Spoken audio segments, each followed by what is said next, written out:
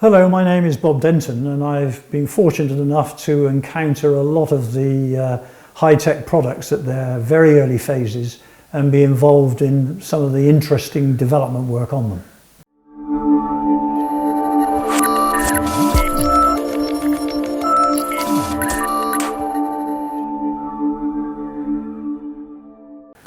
I'm Jon Hales, one of the volunteers at the Centre for Computing History, and around a year ago I got in contact with Bob Denton in connection with the Wren computer, one of which is in the collection at the Cambridge Museum.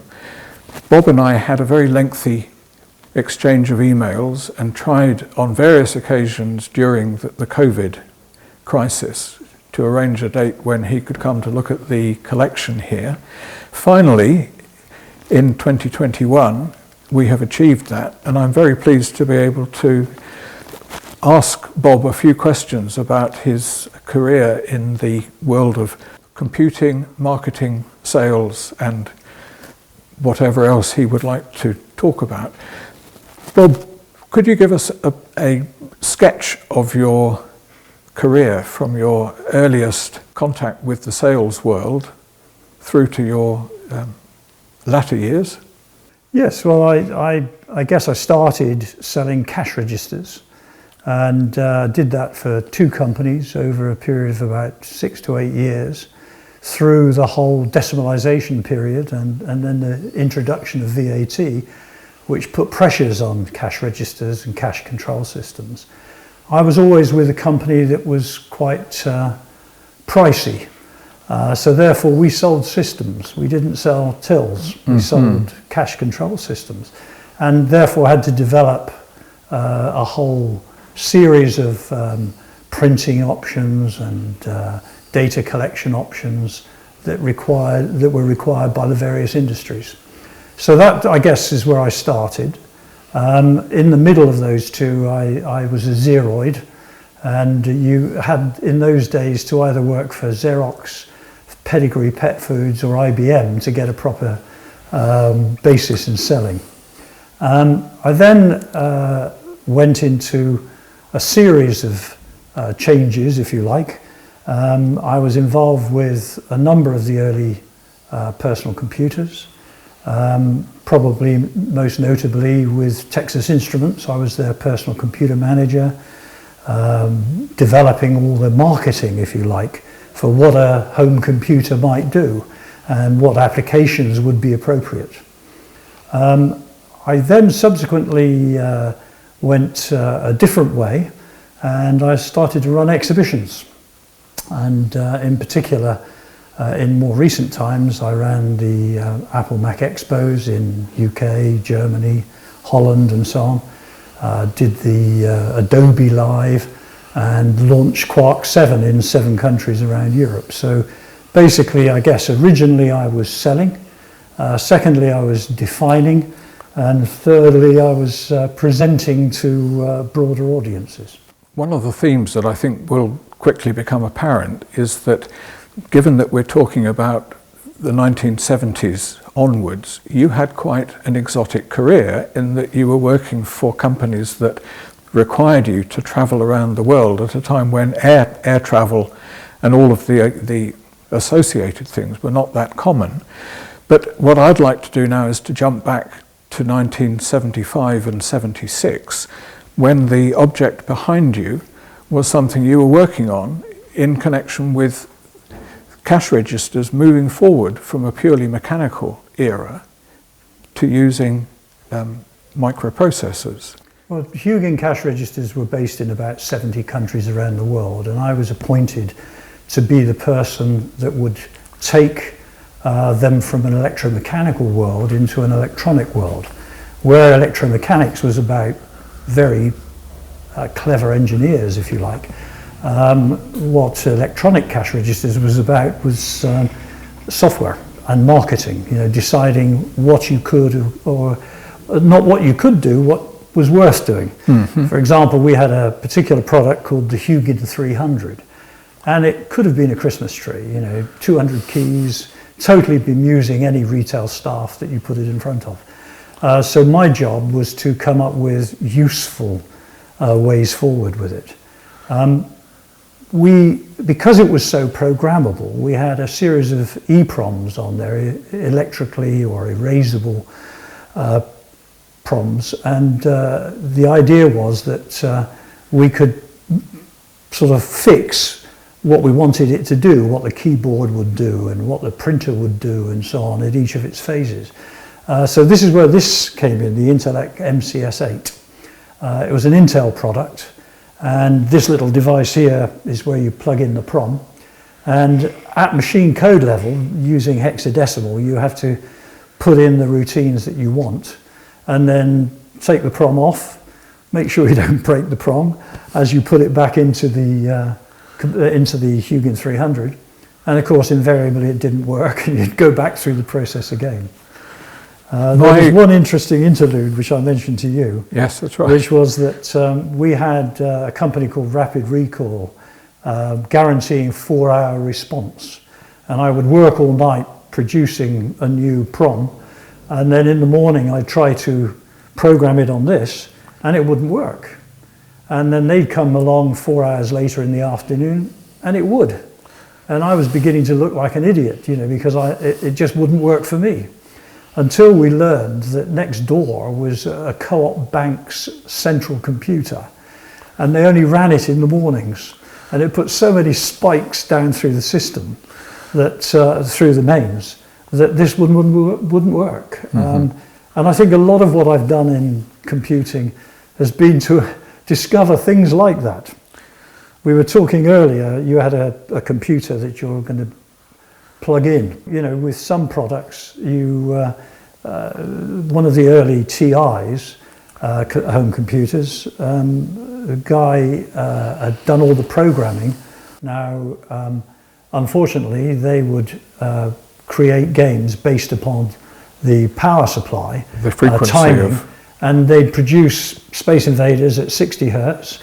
And so when we ran, you know, the Space Invaders, if you like, on the one over here, it was painfully slow. Of course, you could shoot all of them with no problem at all. So I enjoy that part of the business, if you like, the false starts and the triumph over those difficulties. If I can characterize Intel's machine as being aimed at the world of industry and commerce, your next episode was trying to define what a home computer could be. Can you tell us a bit about that?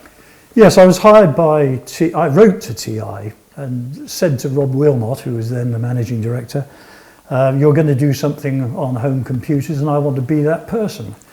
He denied it. He called me in and said, who's been talking? What have you heard? And I said, nothing, but it's obvious you're going to do something. So he then sent me down to Nice and I got appointed as personal computer manager. And we had 3 products, the 99/1, which was a home computer, 99/4, which was originally meant to be a business computer, and the 99/7 that was a small business computer. So we had these 3 tiers of product. And my job was to do wonderful stuff. I did sort of street research and hall research, asking people, what do you think a home computer could do for you? And then showing them a little bit of our thinking, and then saying, what do you think of that? And then asking them, what price do you think it will be? You know, a small car price or a small electrical appliance. And, you know, generally to try and find what might be interesting. And we hired, for example, Linguaphone came in to do language courses. We got Magnus Pike to look at nutrition. The British Health Foundation were looking at general health and fitness. And, you know, giving them under non-disclosure agreements the information of what was coming and establishing quite what we might be able to do with it as a product. Lovely time. One of the points we missed there is that this was the year 1978, which was a key year in that products like the Commodore PET, the Apple II, and other, the TRS-80, were all launched at around that time, but the world hadn't really worked out what a home computer might actually look like, and still not, yeah. Yes, what kind they of had things not, yeah. In fact, the first two you mentioned, the Commodore PET, was my favourite purchase of the time. And there were two sorts of hobbyists prior to that date. And there were those who really were only happy when the computer wasn't working. And they were, soldering irons and stuff like that. Then there were the people like me who wanted it to do things for me. If I flash back a few years, when I was working with Swedish cash registers, they had a division called Munro. And Munro came up with this epic, I think it was 1000, it might have been 2000, programmable calculator. It was a big old thing on the desk and a huge cabinet underneath the desk. And I was constantly at shows where I had nothing to do for large parts of the day. And you just about had enough instruction on the product that you could take 1 degree centigrade, convert it to 1 degree Fahrenheit, then clock it to 2 and convert that and run it the whole 100 degrees. And that was my joy, if you like, was trying to get the thing to do something for me. The EPROMs, they were about getting me a product to sell. Yes, yes. Anyway, you didn't stay very long in that role. You could perhaps say a little bit about why that was, but you then moved more purely into the retail world with the early kind of computer games. Sure. Well, TI, I remember the 99/1 went quite quickly. The 99/4 suddenly was redesigned to have a GROM, a graphics read-only memory on it. And it was intended to be the low-end product, if you like, but with high-end cost of software. And the 99/7, which I was putting quite a lot of time and effort into, was iced.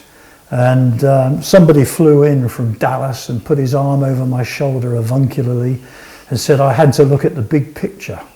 Well, I didn't want to look at the big picture. I wanted, the products that we were designing and developing. And they had played with the idea of going into the consumer market. They did the Speak and Spell and Little Professor learning aids. And this just was a tributary, if you like, and it wasn't going anywhere, so I moved on. And at that time, you moved on to Dixon's. Yeah, that was quite fun. Dixon's had seen me through TI, and they were wanting to set up a new division. They had only 186 stores back in those days, and they had a very good sourcing operation in the Far East. But the problem was they couldn't close out a product through 186 stores. They would never sell enough to get someone to give them exclusivity.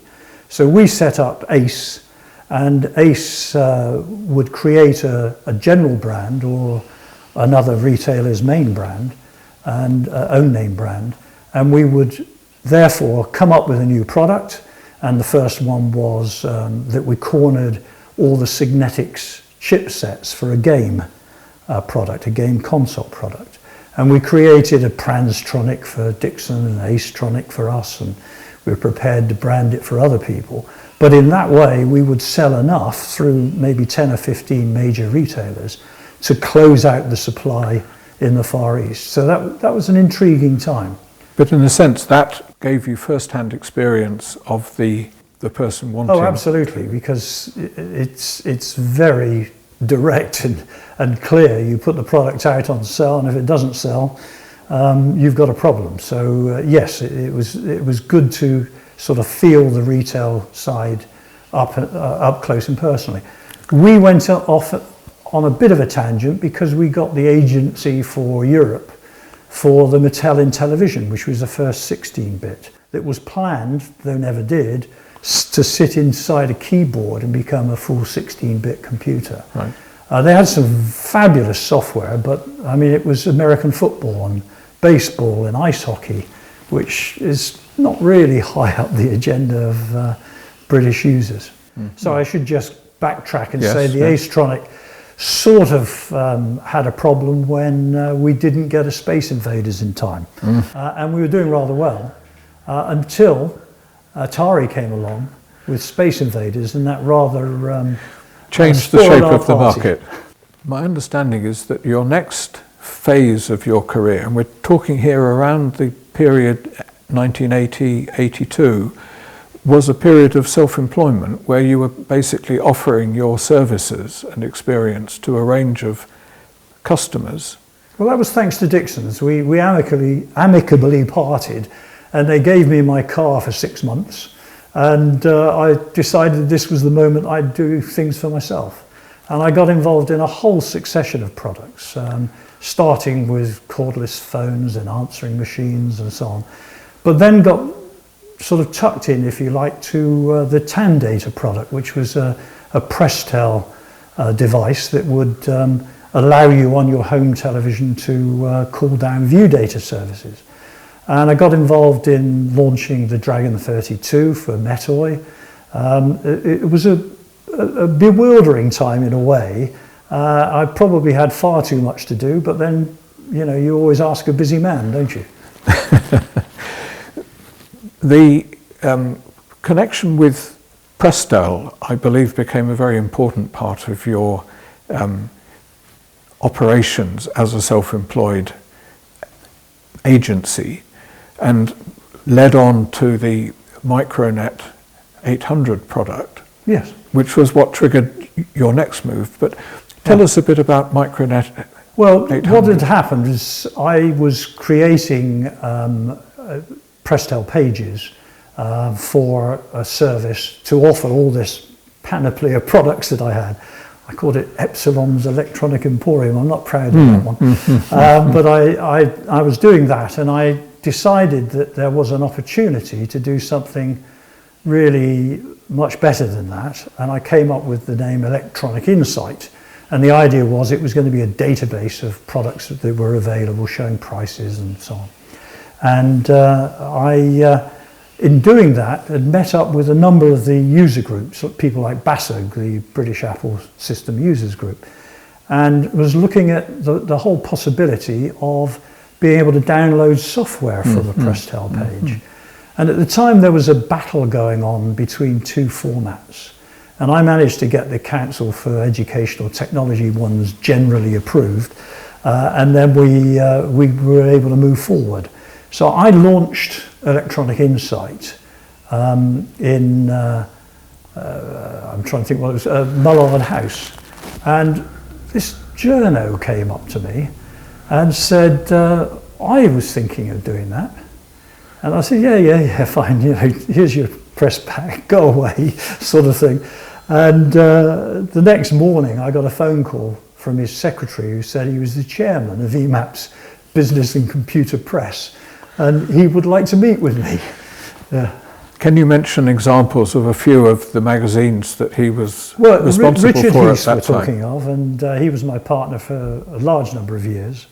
And he'd originally launched Which Computer, and then he'd gone down line. He'd done IBM User and DEC User, and then he'd done computer and video games, and specifically he'd done Sinclair User, Sinclair programs, Sinclair projects, Acorn programs. So he launched pretty much most of the computers that were around at that stage. And as part of that, EMAP had sucked him in to look after a division for them. So he had his own business, and he had this chairmanship for them. So he arranged for me to meet up with him. And it was one of those meetings where we'd sort of scheduled maybe half an hour, at a push an hour and a half. And I think we spent 8 hours, because we did have so many of the same ideas of where things were going and what was happening. And what he did was arrange to buy, on behalf of EMAP, he bought my Electronic Insight and decided to make it we decided to make it Micronet 800. That was the 800, yes, was the Prestel page, of course. Yes.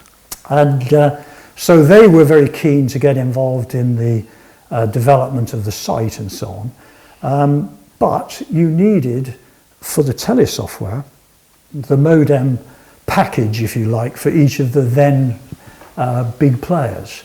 So we started producing, we called them network adapters.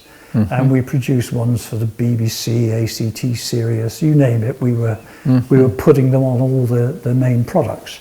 And we came up with a bit of a problem on Sinclair, because we needed to know what was inside his proprietary ROM to be able to do it with freedom. And so Richard, knowing Clive Sinclair from the magazines, arranged for me to meet with him. And we discussed that I needed this material from him. And just like Richard had said, I want to do that, Clive said, but I want to do that. I said, well, we're doing it. We've got Prestel involved. We've got all these packages. We've cornered the single chip modems so that we can have control of the market somewhat. He said, but I want to do that. And I must admit, it was the third time he said, I want to do that. I said, well, what's in it for me if you do that? And he said, well, I'm looking for a distributor. And unbeknown to me the day before, Dixon's had knocked back a shipment of his, which had been in a previous business, the end of his life, end of his company. Yes. So he was taking this terribly, terribly seriously. So I agreed that I would buy 1,000 ZX81s a week for 12 weeks with a commensurate number of accessories and so on, and be given the exclusive rights other than 4 or 5 named major retailers. And we signed it on a scruffy bit of paper that we had, and I walked out of that room and we did £1 million in about 2.5 weeks. We did 10 million quid in the first year, 30 in the second, and 50 in the third, based on that piece of paper originally.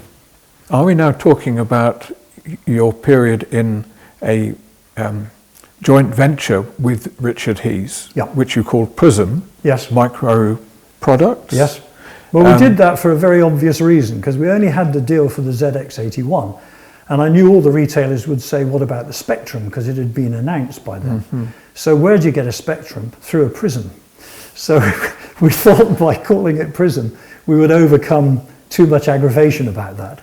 And so it was. Later, we added the Spectrum to the piece.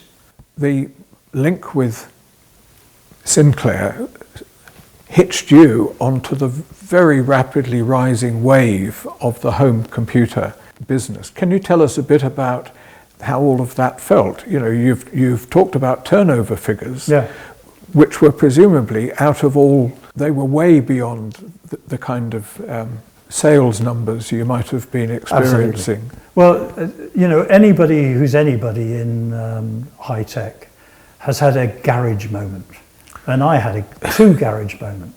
And the first was Clive phoned me a week or so later and said, I got your 1,000 ZX81s for me.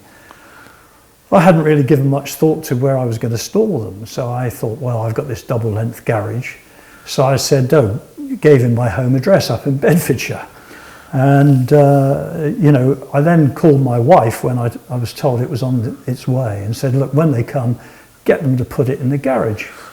So when the one guy arrived and refused to help with any unloading, my wife and kids filled the garage and a dining room with this stuff, which was all over the place. And I became Arthur Daly for the next week or two, people turning up at all hours of the day and night with cash buying these products. It was a weird moment. So then we thought we'd better get professional. So near Richard's business in Islington, there was a big sort of car park, a very old building that everybody parked in and paid for a period. And inside that was an even smaller garage. So I rented that garage and put all the next shipments in there, but I couldn't get it insured. So I had to sleep in there. So whenever a shipment came through, I was having to spend the night in this warehouse, eyes open every time I heard a noise, until we could get a proper arrangement. But so I had my garage moment there. Can you name a few examples of the retail end of that operation, the kind of people you were supplying at that time? I was mentioning, funnily enough, to Brendan earlier, who's also visiting today, and I was reminded of Rumbelows, merely because I was taking an order from the Rumbelows guy, and it was for all this software. And he went through the ridiculous names that they all were and ordered that many and this many and that many and this many. And then suddenly at one point he said, do you realise we're here, 2 grown men talking all this nonsense? And I said, yeah, but look at the bottom line. And it was about £500,000 worth of software he just ordered from me. So it was, it had its place. But certainly Rumbelows, who else can I think of? Smiths. You know, we did. Was it in department stores, or were they typically high street shops that might also be selling TVs or audio That's where equipment? I was aiming. I was aiming at the small electrical retailer more than the large people, because I'd done that when I was with Dixon's and knew what the pitfalls were. You know, 1, a high discount, and 2, a lot of returns. So I wanted to keep it simple. Greens were the big boys in Debenhams and so on. You know, so you dealt with a company called Greens. They did a lot for us as well. But we did the ZX81, then the Spectrum, and then subsequently the QL.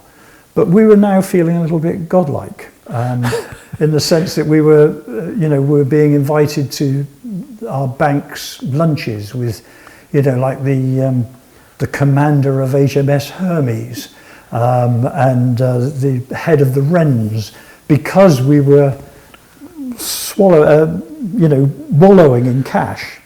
And that became an issue, because we got to a point where Clive did his private placement with Rothschild. Rothschild's bank, and yes. Was suddenly worth a couple of million. It wasn't huge numbers back then, but then that was huge numbers back then. And they sort of did a due diligence on him, and they saw here we were, Prism Microproducts, owing him £1.7 million on that particular day. And we were a £100 company with 2 shares at issue. And they weren't happy, you can imagine. So we ended up having to create a way forward, because he wanted the business and we were the ones who were delivering it. So he came up with a deal whereby every 28th day we paid, and then he released the shipment. So we were shipped weekly, but it was just a regulation that the money had to go in at that point. And they put in a little clause that nobody even gave a thought to. It's been referred to as Romalpa Turbo. Romalpa is the clause that if you are dealing with someone and they don't pay you, it gives you the right to go into their warehouse and take the product back that they haven't paid you for. Romalpa Turbo not only does that, but it allows them to claim the receivables. So any money owed to us was theirs if they enacted the Romalpa Turbo clause. I see. And in 1985, that came back to haunt us. Can I go back a little way? Because I believe you weren't waiting for all these retail operations to come to you to get their spectrums. I think I picked up somewhere that you went through a trade directory and did a direct mailing to the kind of places you thought ought to be. Yeah, I came up with a series of packages which showed good margins, the sort that retailers' attention is grabbed. But it was a mix of software and add-on packs, add-on memory packs and stuff like that, and the computers themselves. So I produced a sort of starter pack, a mid pack and a large pack. And that's what got us the business. And because we were only 3 people doing that business. I was going to ask exactly about that, because one of the numbers that I've got stuck in my brain is that there was a time when 12,000 spectrums were being bought by British customers every week. So in other words, you were dealing in a tremendous volume of I don't recognise the 12,000, okay. But certainly it was huge numbers. I think we once worked out, when we did a launch in 1984, we worked out that the spectrums that we'd sold by then, if you put them side by side, would stretch from there to the Sinclair offices in Cambridge. So, we were selling huge numbers. This was from London to Cambridge, I think. Yes, that's right. The Hippodrome in right. Leicester Square to To Cambridge, yeah. The other detail I wanted to come back to is that you talked about the first year's turnover, which went up to 10 million, but if I remember rightly, that doubled in the second year. 30 in the second. And trebled in the third year. 50, so not really? quite, yeah, but it was pretty big, yeah. But so, in the meantime, we were trying to do other things because we always saw it was slightly low margin, you know, because we're giving the retailer their margin, and the recommended retail was Clive's decision, not ours. So if he was at £99, then you could see what the retailer wanted. So we were probably anywhere between 8 and 12% was all we were making. So we were doing the volume, but not big margin. So we tried to parlay that into bigger margins. So at one stage we had about 20 girls on the road in ranchos doing software rack jobbing. So they were going into all the stores and switching out software that wasn't moving and putting in new product. We did all the modems, of course. We were doing these network adapters for various computers for Micronet 800, which had put about 25,000 subscribers onto Presto. We then came up with this idea. Yes. Which was, we'd been talking to a guy from Yorkshire Television who was the chair of the Independent Television Companies Association.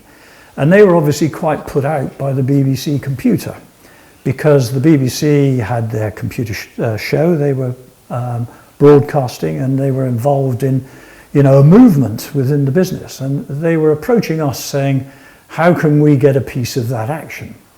And I switched back to 99/7 mode from TI and said, what you want really is a small business computer. Don't compete with them on the hobbyist side and the educational side because they're well established there. But go in with a luggable, as we called it. In those days they were a little bit heavy to call them laptops or portables. And we'll take them that way. And we developed this with a company called Transam. First decision was that it was CPM based, which was the system bar nothing at in the the time. early 80s. Until IBM got hoodwinked by Microsoft into doing other things. But the CPM was the system. We also wanted a digital assistant on the screen, you know, a limited amount of graphics on there. 2 floppies, which were quite unusual. What's not evident here is this slides forward over the keyboard, a top goes on it, and you carry it away. And they were very excited about it. We were talking about what the programs might look like, you know, all those issues. And then there was a political decision in ITCA. Not sure that we will ever know what it was about or why, but they iced it. So we were left with our own computer, Wren, being British designed and so on. And we had all the Prestel features on it. We weren't unhappy with it, but you know, where you were going to have a major media partner promoting it, that disappeared overnight. So to be clear about one detail, the standard specification of the Wren computer was that it had a modem in it which enabled you to link your computer, even if you were a business person out on the road taking advantage of it being at least a portable that could be plugged into the mains. Yes. There isn't a battery in it, I think. There wasn't a battery, it was mains, yeah. The Sinclair relationship was clearly a platform that enabled you to do a wide range of things, part of which was also distributing some of the other computers that were being put onto that same bandwagon in the early 80s. Do you want to say a little bit about... Well, we were doing the Sinclair hardware and we were doing software, and we were doing software then for other models. And so we were approached by, when I did the TAN data, which is the Tangerine Oric people, they came to me to take on the Oric. People like Enterprise, based in Cambridge, came to us. I even, at one stage, took Amstrad on and sold some Amstrads. But the idea was that we had those clients and we were wanting to be a one-stop shopping point for, you know, your technology needs. And it was going well. And so apart from the operations like Sinclair, were you also handling relationships with the software suppliers at that time? Oh, absolutely, yes. That was it's a mixed blessing, but we were dealing with all the various software suppliers and buying product from them and creating a circumstance where we could reverse out stuff that wasn't moving and take new products. So it was there was a little bit of on consignment involved, yeah. I talked earlier about you riding a wave, but actually that wave, as waves tend to do, came to a rather abrupt end. Can you tell us a bit about the situation? It came then? to a fairly abrupt end for the British industry as a whole, but for us it was a slightly different proposition in the sense I told you about this Ramalpa turbo clause. What happened was, reputedly, I have no proof of this, but there was a moment when Clive agreed with his two suppliers of the product that they would not do QA, and therefore it would save him some cash on the purchase price of the product. Now, that's all conjecture. I don't know that that's true. But what happened was there was a moment when suddenly we were getting a lot of no-fault fans. Now, what that means is, you know, Rumbelows have sold it to someone, the punter goes home, plugs it in, and it won't work. Now, you know, we put pressure on them to check that the person isn't being silly. Yes. But in general, we were getting a lot of product back. And we would then send that to Sinclair, who would not necessarily admit there was a problem. And that became an issue for us, because what would happen is the 28th day would come round, and if Rumbelows had, as they did, 30% of their product returned, they were then in a situation of saying to us, we're not going to pay you anything. Yes. They wouldn't stop the 30%, they stopped the whole payment. So now we'd come up against the headline of having to pay Clive, or we didn't get the next shipment. And eventually, that's what broke. And I had left by then, I hasten to add. I was going to come to that point. Yeah, I had left by then, and I think the relationship we developed was quite personal. And, you know, someone else trying to come in to run it, what happened was refused supply. Therefore, within, you know, a matter of weeks, Prism went down in January 1985, and of course then Clive had no distribution.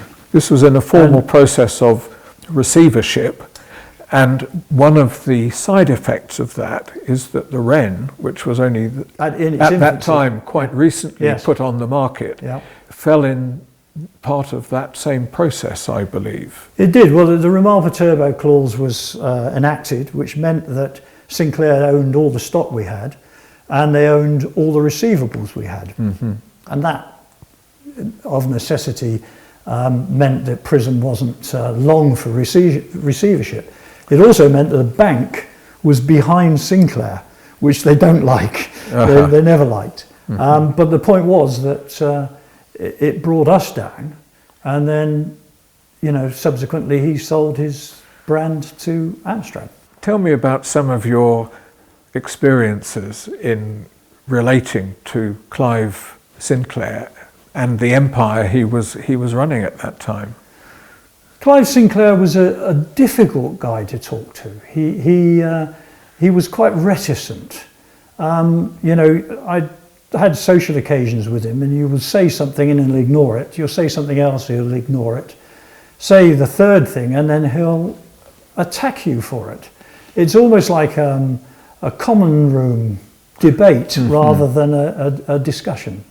And he particularly used silence as a weapon. And I was trained very early on that, you know, you ask for the deal and then you shut up. And you don't volunteer anything, you just sit and wait for the person to respond. I had a younger sales guy came with me to a meeting with Clive, and I said to him, look, you're not here to talk. Please, he uses silence, he will use silence, you do not break the silence. Mm-hmm. And so he was able to look at his watch. And on one occasion I asked Clive for something, and the guy told me after that it was the best part of 15, 16, 17 minutes that had gone in the time that nobody spoke in that time. Clive spoke and I got my deal. Do you mean at the end of that 15 minutes or whatever? But you have to wait the 15 minutes for it to happen. There was another story about him that might be interesting to you, because I used to stay at his place in Chelsea with him and occasionally go to Annabelle's with him. And he had just made that money from the private placement, and he loved his casino. And he went into the Annabelle's casino and he cashed in some chips and he had them in front of him. And all of a sudden he realized that he was worth, you know, however many million it was. More than any amount of gambling. That he was going to win or lose. And so he just pushed the chips over to the croupier, walked away and said, well, that's ruined one thing I've always liked. But as you mentioned a moment ago, you had previously departed from that business. Mm-hmm. Tell us what came next for you personally. Well, first off, I'll just quickly deal with it. I went into Granada TV Rentals and took over their 50 Scottish shops to try out retail. But then after that, I got involved in exhibitions. Yes. I again with Richard Heath, he had run a number of shows, and we sat down one day and went through subjects. And I said, property business. You know, my dad said, buy land, they've stopped making it. You know, so property business sounds like an interesting business. And I launched a show called Property Business Show, ran it for 2 years, sold it in the third year. And I thought, that sounds good, because it's a small team of people, you have no stock, it's all about marketing. And so that sucked me into that. So I did Top PA and various other shows. I then got taken on by News International. They wanted to run the Consumer Electronics Show. There's always been consumer electronics shows in the States, January and June, Vegas and Chicago. They'd been there as a sort of standard show. And it never happened in the UK. And they said, well, look, we've got, in those days they had The Sun, Today, The Times, The Sunday Times, and The News of the World. They had 5 newspapers, and they owned Sky. And they said, I think we can deliver the audience. So I went in there as an employee again. It was the first time I went back as an employee. Mm-hmm. And I ran that for 3 years, and we sold that show at the end of the 3 years. Mm-hmm.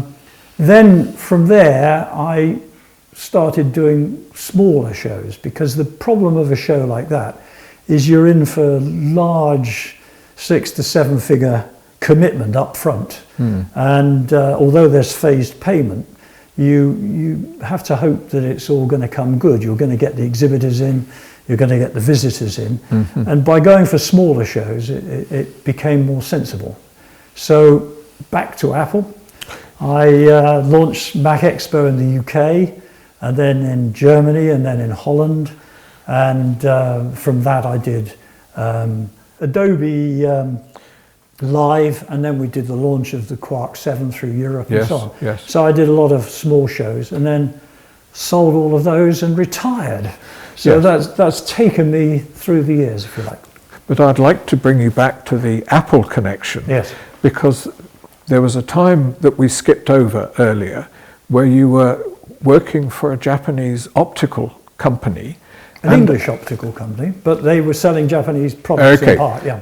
But as part of that, you got a government grant to travel the world and to see what the potential of this product was, which put you on the west coast of the United States around 1976, I believe. Yes. And earlier, I took you into the main exhibition hall here and showed you the museum's replica of the machine that you saw being shown. Well, just to put that in context just very quickly, I worked for a company called KeyMed, and they sold medical instruments that shoved through every orifice. And the Japanese company Olympus had an industrial one, and they'd never really settled down. They were all very much into the medical world. So I was taken on to take them into the industrial world. It was quite a ride because we did, you know, armaments, airframe, aero engines, you name it. We were inspecting Rolls-Royce wanting to see what was happening inside one of their jet engines. Rather than break it down or take it out of service, we gave them an inspection. And within a few years, I'd managed to get it to the point that, like, the American Advanced Attack Helicopter was launched, and there were 3 of my scopes that if they that any engineer would be able to do pretty much anything on the engine of that advanced attack helicopter. And we were getting these into all the various airframes and aero engines. And so therefore, that's why I was on the West Coast. You were making profitable use of your time by going and looking at the computer stores that were opening up at that time. I didn't answer your question earlier. There was an export market research scheme which I applied for, and what it basically did was allowed you to put forward a research project country by country and say this is what you were going to do and how you were going to use the information and everything else. And then the government funded 50% of your travel fare, your hotel fare, and your subsistence allowance to go out and do it. So you could go to twice as many places. So I went right around Europe, the Middle East, and then was doing America. And of course you look at other things that are interesting. So I went into a computer store. There were a crowd of people, around 2 fairly unexciting looking individuals. Young men with the same name. Yeah, that's right. 2 Steves. I don't think he was barefoot that day, but it was about that period. And there was this wooden Apple I there.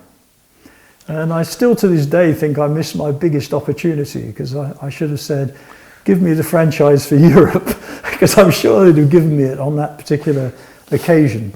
But I didn't. One of the things that we should not complete this session without my mentioning is that Bob is the author of a book called The PC Pioneers, which is stories of the people behind the personal computer revolution. I believe it's got about 600 pages, and it is a rivetingly good read. I recommend it. Thank you for that. What it was intended to be was, it started with a theory in the 90s that we would like to video all the people we knew in exactly the way we've just done today. That's what we're doing today. And that didn't happen, so I decided to write the book, and that's the book. Great. Anyway, that is perhaps a point on which we should draw our discussion to an end. Thank you very much, Bob. Thank you for your time.